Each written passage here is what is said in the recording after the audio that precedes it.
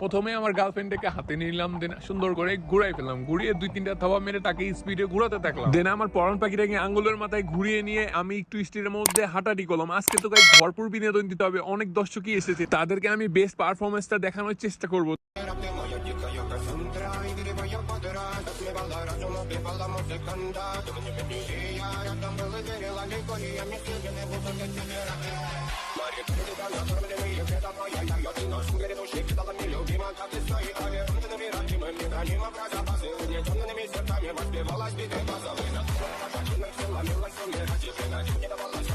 আমার বেস্ট যেটা এইটা আমার কাছে সব থেকে বেশি ভালো লাগে। আপনাদের কাছে কেমন লাগলো অবশ্যই আপনারা কিন্তু কমেন্টে জানিয়ে দেবে। এখনো তো ফুটবল ঘোরানোর এই আমি শেষই করিনি, তারপরে আমি যা করলাম